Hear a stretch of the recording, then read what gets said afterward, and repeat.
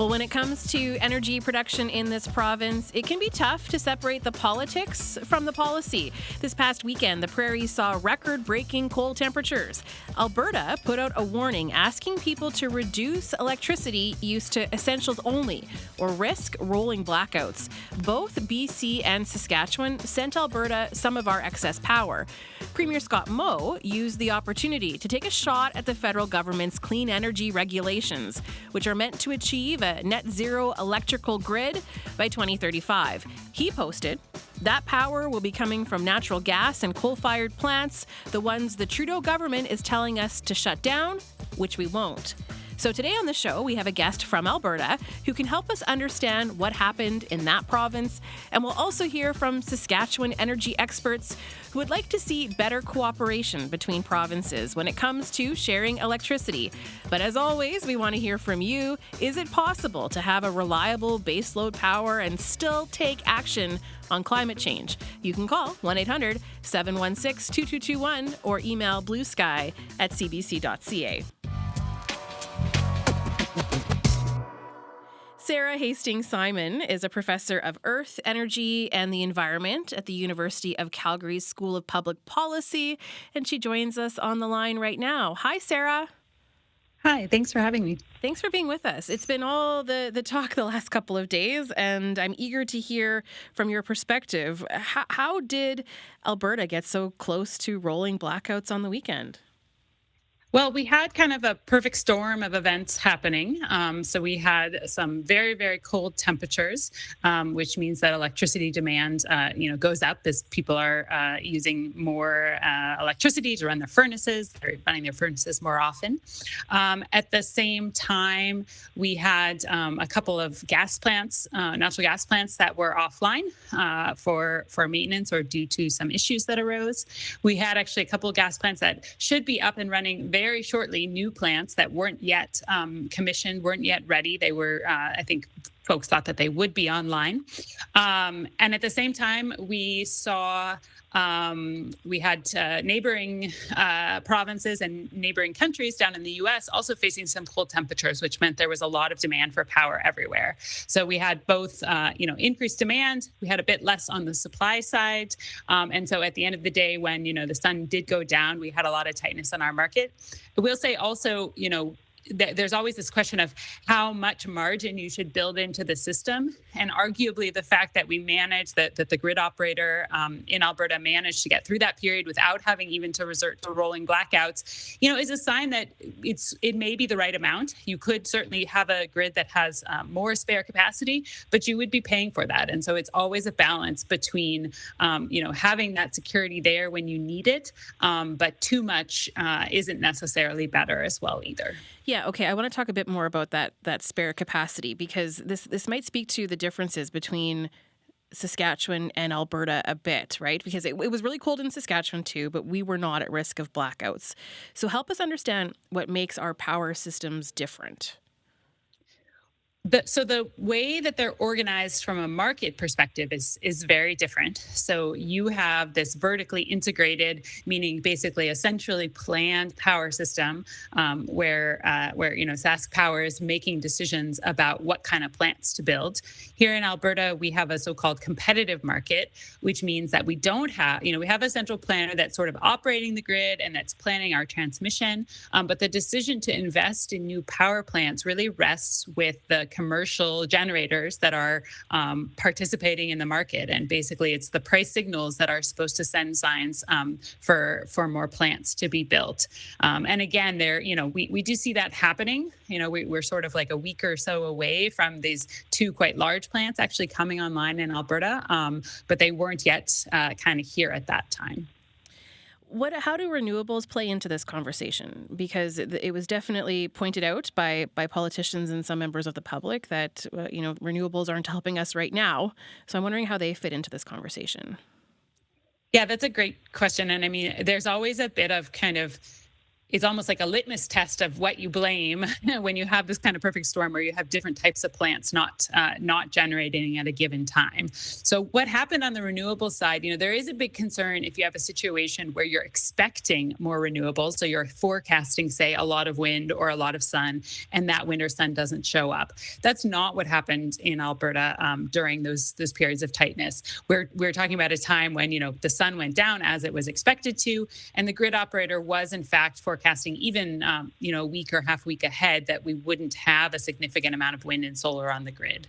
We saw, of course, that solar generating during the day, and that is what kind of kept that tightness or kept our margins healthier while the sun was up.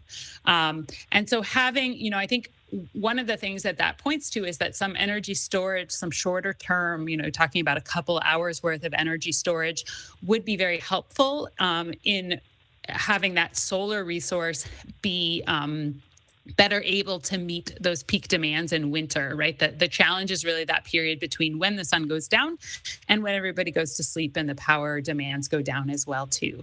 And we've seen actually something very similar happening down in Texas, far away, but a good comparator to Alberta because of the similarities with the grid market structure we were talking about.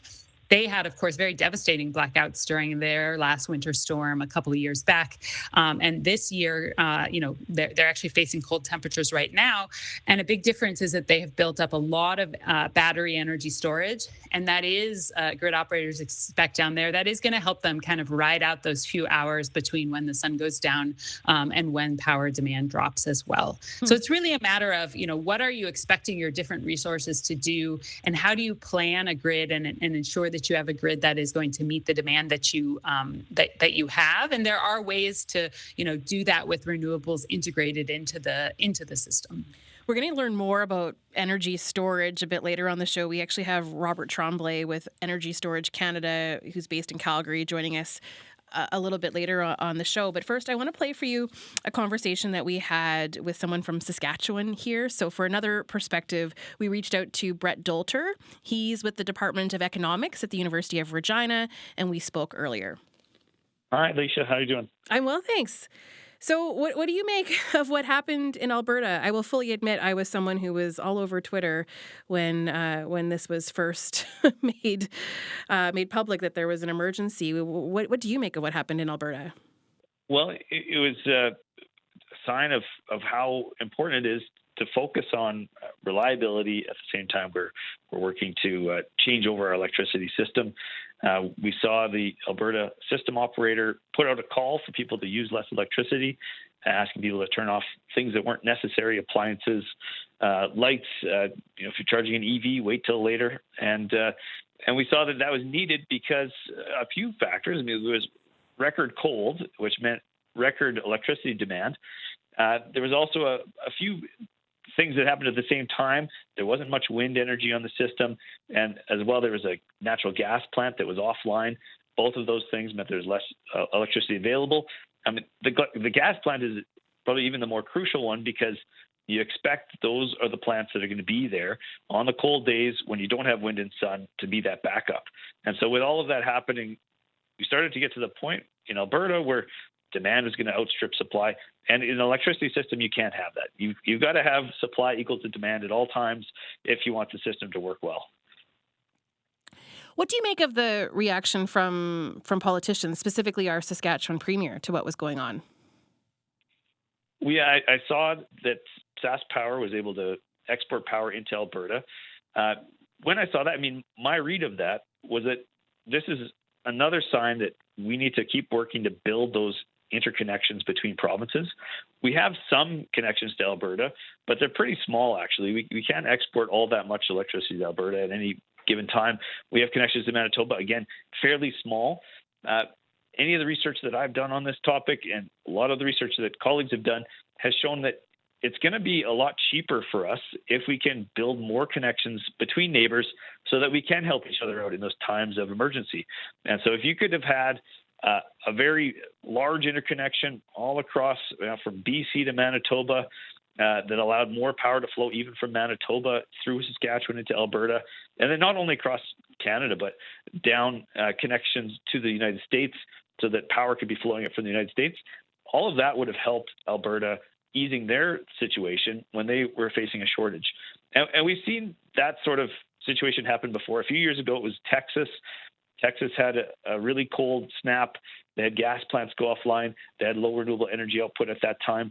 And they weren't very well connected to other regions. And so they had a lot of problems. So the more we can build out that transmission capacity, connect regions, the more resilient we're going to be, the more reliable our electricity systems are going to be. And just how connected are we right now? I know you said it's minimal, and I saw this tweet that said Manitoba helped Saskatchewan meet its power needs on the weekend, while SaskPower helped Alberta deal with a power grid emergency. Neighboring provinces and states help each other every day. So I think for a lot of people, myself included, I hadn't really thought about this. How true is that tweet? You're saying, yeah, we do share. We need to share more. But just to what extent are we currently sharing power amongst regions? Well, if you look at Saskatchewan, our system is about 4,400, maybe between 4,400 and 4,800 megawatts now. That's how we measure the size of our electricity system. And some of these connections to other regions might be more like a couple hundred megawatts. So it's pretty small, more like a 5% of the system type of connection. We could be increasing that. There are ways to build out transmission lines that are able to carry more electricity. We could be thinking about systems that are 2,000 megawatts of connection, not 200 megawatts of connection. And that's going to help bridge regions, help people when there's a need for emergency backup. It's also going to help regions like Saskatchewan where, we know we have good wind and solar resources. We know they're not always available, but when they're available, there might be times when we actually have extra, and then when we could actually be sending that to neighbors, either east, west, or south. And so those transmission connections help allow that renewable energy to do more work when it's available. Can I ask you about Boundary Dam 4? Because Premier Moe had posted on his Facebook page, to support the ongoing power demands across Western Canada, Boundary Dam 4 has been restarted to ensure families can continue to keep the heat on. What can you tell us about Boundary Dam 4?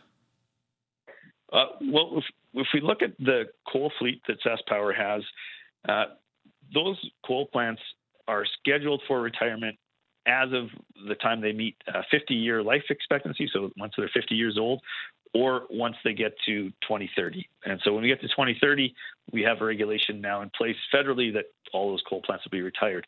Now, Boundary Dam 4 and 5 are set to be retired in the mid-2020s. I wasn't aware that Unit 4 is back online, but it sounds like that was brought online to help with this shortage.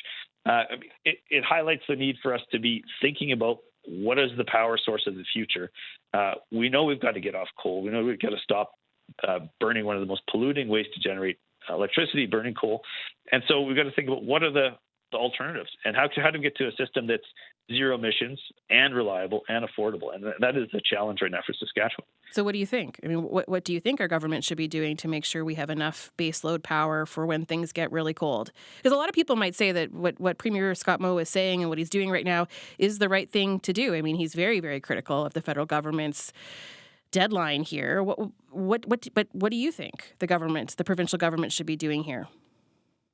Well, I think if you look at what SaskPower is doing, I think to their credit, they are looking at various pathways to meet our electricity needs.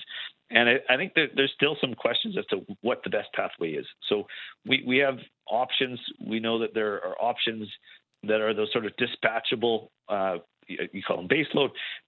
Nuclear power is one they're exploring. Natural gas plants with carbon capture and storage is another option that is being built currently in Alberta, something that SaskPower could explore.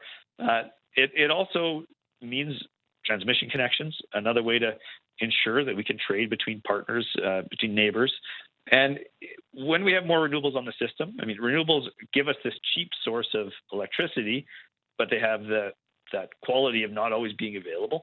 And so they help to bring down the cost of generating electricity, but you do need something to be there that's dispatchable, something you can turn on and off. And there's different ways to back up renewables. It can be those plants, the thermal, the nuclear plants. It can be other technologies that are just starting to emerge, like compressed air energy storage, where you store compressed air in caverns, or even looking at the possibility of creating hydrogen when we have lots of wind and solar, storing that, and then using that in a gas plant that burns hydrogen instead of gas, which is going to mean no greenhouse gas emissions. So there's a whole bunch of different technologies, and SaskPower, to their credit, is trying to explore these technologies, come up with the best plan. As you say, they are reacting to the federal policies. So we have a few federal policies that are relevant. We had the federal coal-fired power phase-out put in place by the Conservatives in 2012, modified in 2018 to say that all of the plants will have to be out by 2030. Really, in Saskatchewan, that just affected Shand, which is the only one that would have been operating past 2030. So we had that policy in place. We also now have carbon pricing, which already is driving SaskPower to burn less coal and try to use more of the renewables. It'll mean you use less fuel. And then we have the proposed federal clean electricity regulation that's going to mainly affect gas plants. And so SaskPower had been building gas plants as a way to get ready for coal to be retired. These run on natural gas. Much of that gas gets imported from Alberta. And now what the federal regulations say is that if you're going to have gas plants, you got to put carbon capture and storage on them so that they're not going to be just another source of pollution. And so reduce those emissions. So these are all options that are being explored now. Okay. Interesting times. Hey, Brett? Very interesting. Yeah. Both a curse and an opportunity to live in interesting times, I think. I appreciate this, Brett. Thank you. Thank you.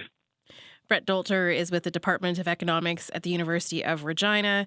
Now, after this announcement of restarting Boundary Dam 4, we reached out to SaskPower and got this response. Boundary Dam 4 is an older unit, and the process to restart it is longer than newer facilities, requiring much more manual processes. To restart the unit, it normally takes about 48 hours to power up and refill systems with water and coal, and then systematically begin restarting those systems, like ash removal systems, to confirm normal operation. Boundary Dam Unit 4 is scheduled for retirement later this year when the Great Plains Power Station comes online, and will remain an option we can deploy during periods of exceptional demand or capacity limitations to reinforce the provincial grid.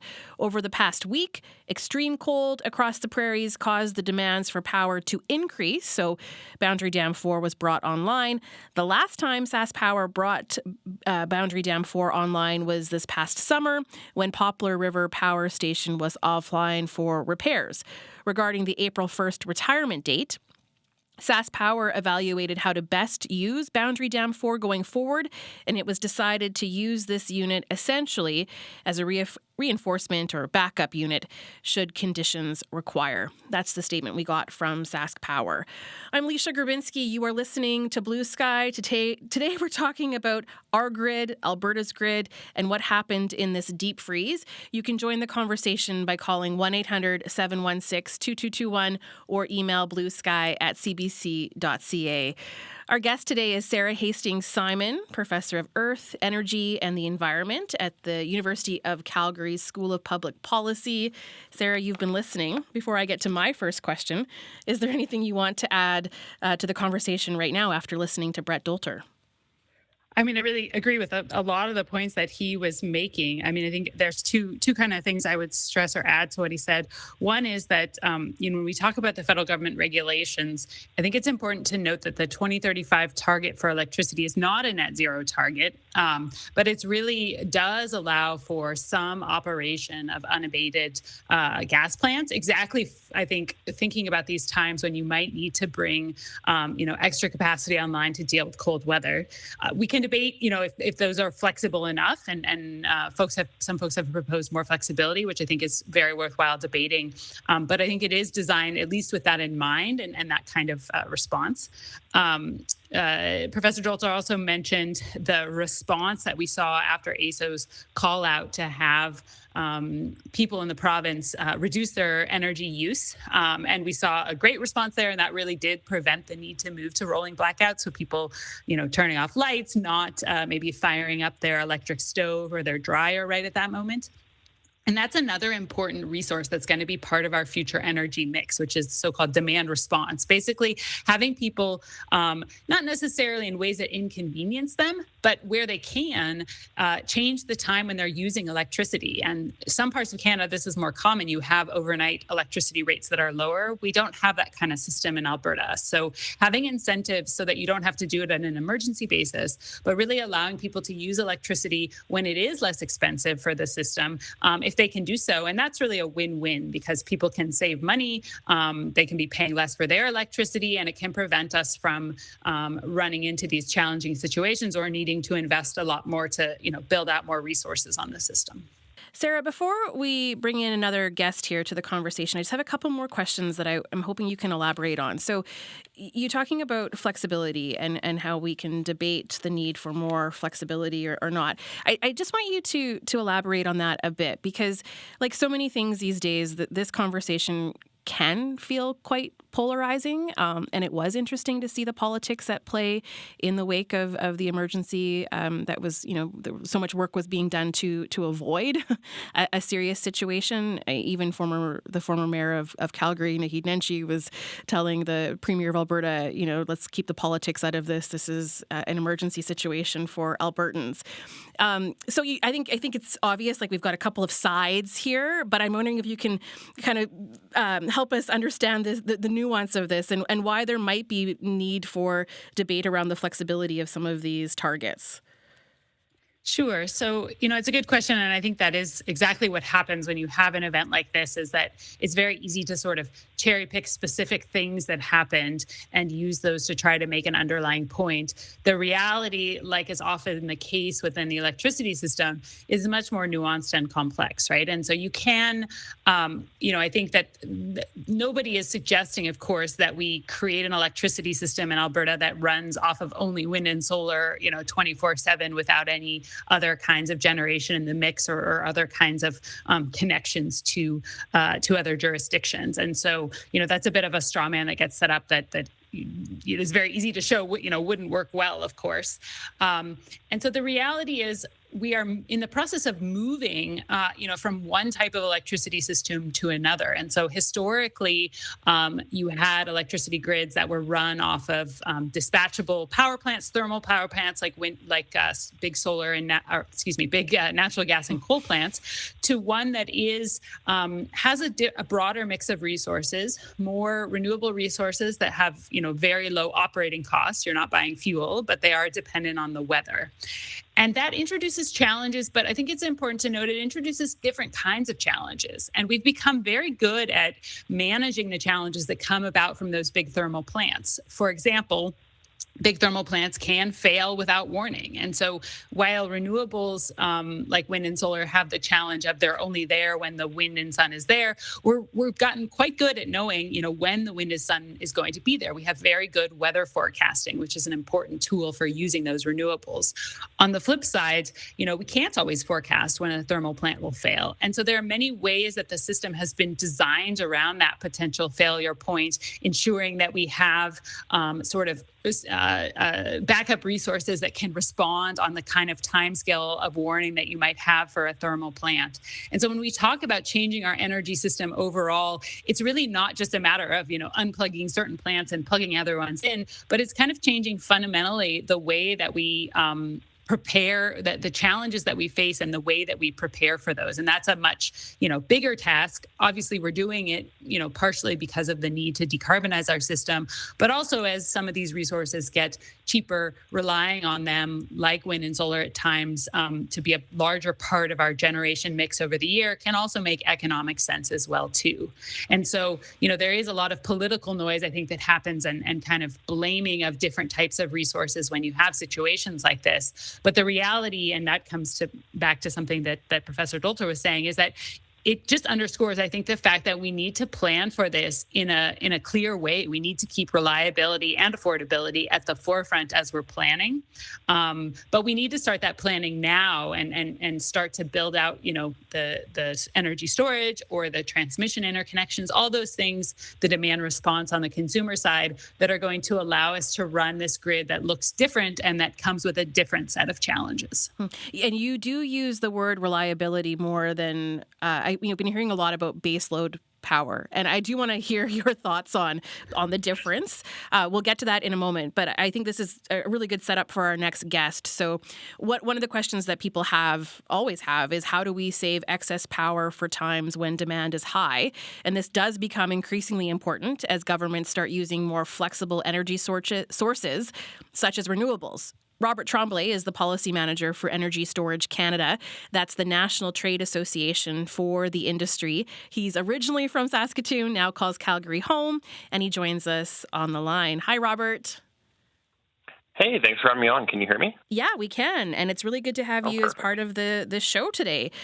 So this was new to me. I will be completely honest. So I have a lot to learn from you in the next few minutes. Do you have a sense of how many energy storage sites exist in Saskatchewan? Yeah, so I was looking into it this morning, and it looks like the only energy storage facility that's under construction in Saskatchewan right now, there's a 20 megawatt battery facility that is being built close to Regina right now. I think it's supposed to be finished very soon. And it will provide enough power to power 20,000 homes for about an hour.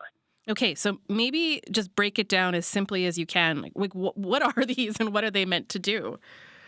Yeah, absolutely. So, as some of the past guests have said, storage is really all about providing flexibility. And, as we're evolving our system and we're relying more on renewables, which, are variable, or stuff like nuclear, which is very inflexible, so it doesn't easily ramp up and down, we really need resources to be able to provide that flexibility. So, storage definitely can do this, but there's other things that can do it as well, like interties or demand response, which I think you've been talking about as well. So, in the past and kind of current system, the way we get flexibility is primarily from natural gas and plants that are called peakers, and they kind of, sit around, and they are only used a small period of the time when the demand on the grid spikes. But we're looking to cleaner and resources that could do this, and ideally also more cost effectively. So just is this expensive to invest in? How expensive is it to build renewable energy storage sites? Yeah, so costs are coming down very quickly. Right now, it's about $500,000 per megawatt for batteries. So there's a little bit of nuance on how long the batteries go. So these batteries are very similar to kind of what's in your phone or your laptop, or definitely very similar to what would be in an electric vehicle. And if you want to have the facility discharge for longer, you really just need more batteries. So a facility that's 20 megawatts in 1 hour will be about a quarter the cost of a facility that's 20 megawatts in 4 hours. Okay, I'm speaking with Robert Tremblay with Energy Storage Canada. He's originally from Saskatoon, now calls Calgary home, and so Energy Storage Canada is based in Calgary. If you're listening and you have questions specific for Robert and about energy storage, call us right now, 1-800-716-2221, or you could email bluesky@cbc.ca. We also have Sara Hastings-Simon with us, Professor of Earth, Energy and the Environment at the U of C School of Public Policy. So if you've got questions for her, she's still standing by as well. Robert, we've been getting a better understanding of the different power systems. I don't know if that's the right way to categorize it, but Alberta is different than Saskatchewan, right? How we do these things. So when you're looking specifically at energy storage sites, what's the incentive for Saskatchewan to build more of these? Absolutely. So I think it really is that flexibility. So really again, comparing to kind of peakers, there's things we need to provide on the system, even when you have baseload. We need to make sure that we have enough energy when we need it, and, demand kind of flows up and down. So we need to make sure that those plants can respond, or the system, I should say, can respond to that increase in demand. And then we also have a little bit more kind of wonky grid things, like we have frequency stability and voltage levels that have to be maintained. And energy storage, and especially battery energy storage, is really good at responding to those things because they can turn on and off very fast. But do we have the environment to are people wanting to invest in this kind of thing? Is there a financial incentive in Saskatchewan the way there might be in Alberta? And if I'm oversimplifying things, just correct me. But if so much more is privatized in Alberta, companies might see an opportunity to invest. But do we have that same kind of market or that same environment in Saskatchewan? Yeah, so it's just a different kind of system in Saskatchewan. So in Alberta, there's a market, and there'll be different kind of price signals and different ways that different services are monetized, and investors can kind of respond to those signals. In Saskatchewan, SaskPower is the system planner, so what gets built in Saskatchewan will be generally at the discretion of SaskPower. So we can compare a little more. Alberta and Saskatchewan are such similar provinces in a lot of ways, but in the way our electricity system works, they're almost opposites. But, if we look to places like Ontario, it does have an electricity market, but it's a lot more centrally managed. They're procuring 2,500 megawatts of battery storage to be online by 2027. And they did this kind of in conjunction with the procurement they did for gas as well to provide a lot of the same services. So again, making sure that we have energy when we need it and making sure that the grid can operate efficiently. Interestingly, the storage actually came in cheaper than gas in that procurement.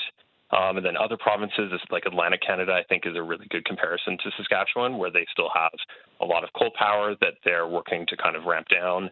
And they're also looking at energy storage. So Nova Scotia is building between 300 and 400 megawatts of storage, which is a lot considering their population. And this will help them integrate their offshore wind resources, as well as kind of ease off of some of the legacy coal generation that they have. And then New Brunswick as well is looking at 157 megawatts of storage. Interesting. Again, it's really about providing flexibility, and we can see whether it's in Alberta with kind of a market-based system, or out in Atlantic Canada with more planned systems similar to Saskatchewan. Everybody's kind of getting storage in to provide flexibility for the grid, which just makes it easier to operate. Yeah. Michael in Regina has a question for you, Robert. So let's say hello to Michael. Hello, Michael. Hi, how's it going? Good, thanks. You've got a question for Robert. I was watching the alert fanatically and looking at the, I think, AESO's website. Mm-hmm. They were showing energy storage at maximum capacity about 400 megawatts, but there was zero being used. And I'm just wondering, is that because they were still under construction, or why weren't the energy storage being used at the time? Yeah, it's a really good question. So kind of as we were just talking about, the way the Alberta system operates is more on kind of price signals and kind of the monetization of a lot of these things, like providing energy directly or providing ancillary services. So without going too much down the rabbit hole, the way energy storage currently operates in Alberta, it really only can respond to a specific kind of ancillary service called operating reserves. So this kind of is a service where you'll kind of sit back, kind of either ready to deploy if you're a gas plant, or just charged up and ready to discharge if you're a battery facility. And they'll only turn on if the ISO asks for it. So, for example, on Saturday night, where we had the grid alert, energy storage was the last resource that got called on just before the texts went out to everybody asking them to conserve power. So it was kind of the last resort. We discharged the batteries, and then once the batteries were starting to run out of juice, that's when stuff got really difficult, and we sent out the emergency alert asking people to reduce their demand. Oh, okay. So, we do have Sara Hastings-Simon with us still, and I just want to give you an opportunity, Sara, if you have anything else to add to this conversation right now. Well, I think Robert's answered it really well. I mean, I think, as I had sort of mentioned before, it is a resource that energy storage is a resource that pairs very well with solar for particularly the type of really those few hours of shortages that we were seeing over the cold weather that we had. It has the advantage also that it's a resource that can be built up fairly quickly. So it doesn't take a long, multiple years to install these. So it's certainly something something that, thinking about bringing flexibility into the grid mix, and that kind of a matter of hours would make a big difference kind of the next time we were to go through a situation like this. Okay. Michael, does that answer it for you? Yeah, that's perfect. Can I ask one more question? Sorry. Yeah. It's about pricing. And I just heard your guest speak 500,000 per megawatt. And I'm looking at different websites, and they're saying 130 to 140,000 per kilowatt for lithium. And I'm just wondering, that seems like quite a discrepancy in pricing.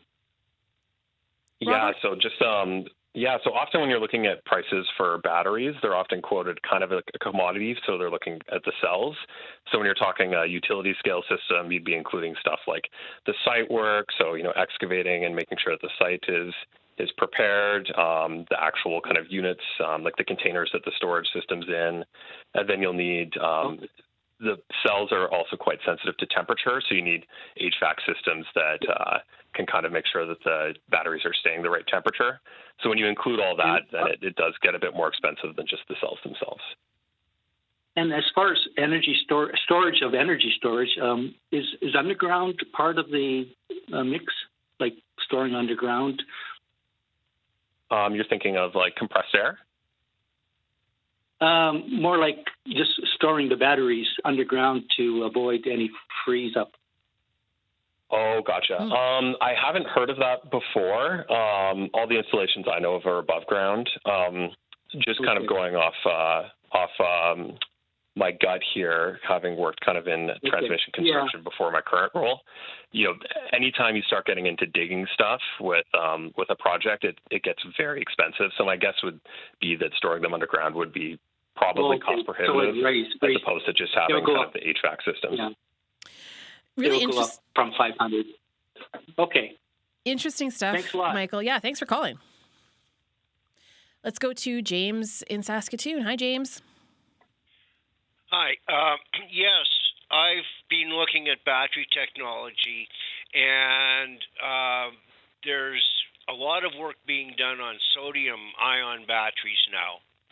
And I was thinking of Saskatchewan, where we have all kinds of salt mines, and that instead of going for lithium, why aren't we going for sodium? Because we can use sodium with carbon and iron posts, anodes and cathodes. And we have the right kind of coal in Saskatchewan to make this. So why aren't we looking at that? And also, why aren't we looking at public-private partnership programs so that we can use cooperatives, energy cooperatives, to allow communities, rural communities or small towns, to build their own battery storage and use them as needed? Hello? Sarah, should I jump in? Yeah, go for it. Yeah, absolutely. Thanks for the question. Yeah, I don't know if I'm familiar enough with the Saskatchewan policy environment to speak to the community developments and public partnerships, but just speaking towards sodium ion and the battery chemistries. So really, the sodium ion I think is very promising, and I think it definitely will play a role. Probably additional to lithium, so I don't think it'll be really like lithium or sodium. It'll be more sodium and lithium, because I think there's just going to be such a demand for batteries, especially from electric vehicles, that we'll probably just need all of it. I don't think it'll be kind of one versus the other. But sodium is still kind of ramping up as far as the supply chains go for it. So right now, the lithium battery supply chain is so strong, driven a lot by electric vehicle demand, that probably what we're going to see for, at least kind of, I'd say, the next few years is probably going to be mostly lithium batteries. But I think as sodium ramps up and, if it can kind of fulfill the promises that it has by kind of using more basic materials and lower cost, then sodium will actually be very well suited for stationary energy storage. Because one of the downsides of sodium ion is that it's a little bit heavier than lithium ion batteries kind of per unit. But, for a stationary storage system, the weight of the battery doesn't really matter that much compared to in a vehicular application where, the weight does matter a lot because you want to keep the vehicle as light as possible. Sara, and where sodium is a quarter of the cost, and can be and is good for stationary. And I mean, our provincial government is philosophically behind public-private partnerships, and our province is great on cooperatives. So why doesn't our government use that and build out the resources so we can do this? That's the last of my comments. Thank you. Yeah, and thanks for that. And I was wondering if, Sara, you wanted to jump in at all on that. Sure. So, I mean, I think there's a lot of different opportunities that we're going to see in energy storage moving forwards over different timescales as well, too, right? So there's some really interesting things going on with the idea of storing energy in the form of heat over longer term storage. There's a little bit of a chicken and egg, and, to some extent, part of the reason I think that we haven't seen a lot of storage development to date, certainly in Alberta and Saskatchewan, is that it hasn't maybe been needed within our system as if we have quite a lot of these dispatchable generation. So I think we may well see, development happening very quickly now, certainly if we get the, regulations and the market rules right to allow for it as well.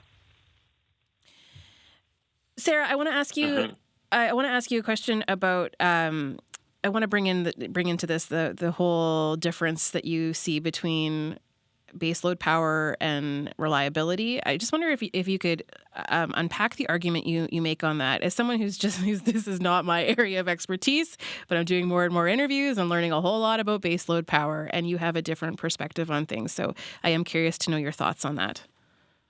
Sure. I mean, I think it's important to go back to kind of the very basics, which is, in order to have reliable electricity, we need to have electricity generation available at the time that we need it.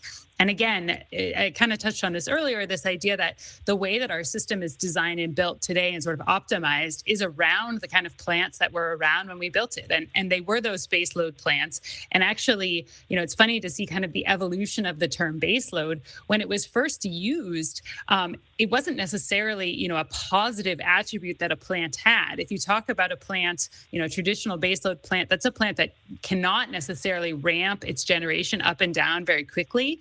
It's sort of just always sitting there and can generate. It's hard to turn off and on, and it can generate at sort of within some sort of range, a certain amount of electricity. And that was a challenge for grid operators to integrate. And so a lot of work was done around making sure that you could have demand at the time when those plants were generating, and that they could be paired with other resources that could bring flexibility in and so forth. And so I think that is a really good example that speaks to, kind of the foundations on which we think about how our grid is designed.